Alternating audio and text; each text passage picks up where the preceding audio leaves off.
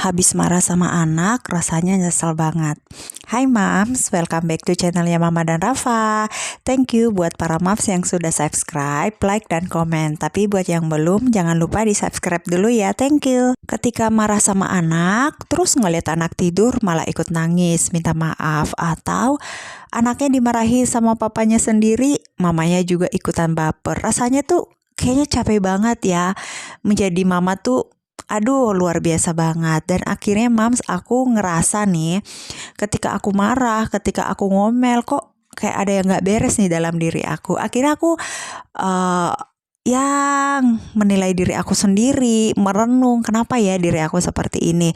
Ternyata banyak loh faktor kenapa sih seorang ibu rumah tangga itu suka marah-marah ke anak, suka nangis.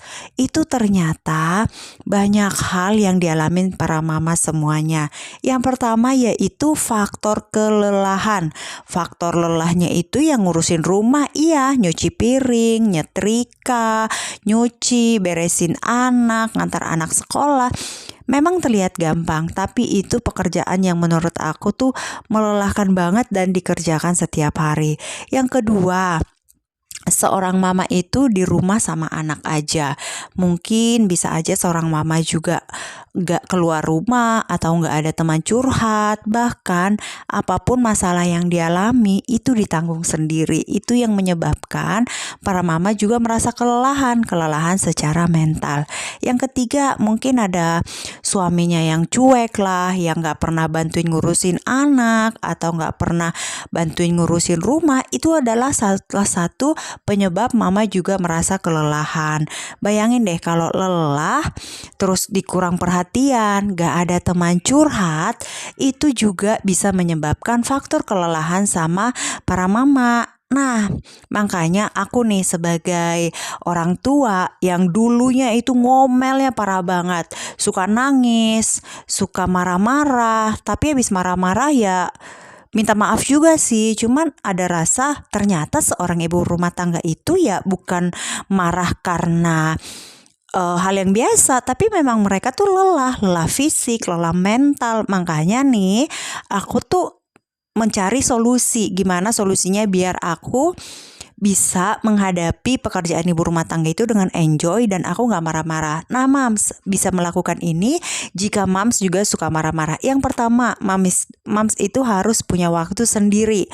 Kalau Mama Rafa nih suka scripting, afirmasi atau meditasi. Jadi menulis hal-hal yang positif yang Mama Rafa inginkan. Yang kedua, komunikasi dengan suami. Kasih tahu bahwa pekerjaan ngurus rumah, ngurus anak itu harus dikerjakan bersama-sama. Karena apa? Karena kalau dikerjakan sendiri itu rasanya lelah banget. Tahu kok suami udah lelah di kantor, tapi kok masih bantuin istri juga. Karena aku tahu prinsipnya pekerjaan rumah itu bukan tanggung jawab istri juga, istri aja, tapi harus bersama-sama. Nah yang terakhir nih yang perlu Mams tahu, kalau Mams itu mau terhindar dari kelelahan fisik bahkan mental, kalau zaman sekarang ya dibilang biar waras, Mams itu harus punya komunitas yang positif. Bisa dari Instagram, TikTok, YouTube, atau dari manapun, yang penting punya komunitas yang Mams itu bisa cerita, bisa melakukan hal-hal yang positif supaya rasa lelahnya itu bisa teralihkan. Gitu Mams, pokoknya semua beban, semua lelah itu memang harus dikomunikasikan. Tahu kok ibu rumah tangga itu bukan hal yang mudah, tapi pekerjaannya bisa kita selesaikan, tapi mentalnya juga harus dijaga. Ingat ya Mams, pekerjaan rumah tangga itu urusan suami dan istri. Tapi kalau memang suami lagi kelelahan, istri juga harap maklum ya. Dan sebagai istri juga jangan lupa mencari kegiatan positif dan bisa menghasilkan juga. Semangat ya para Mams.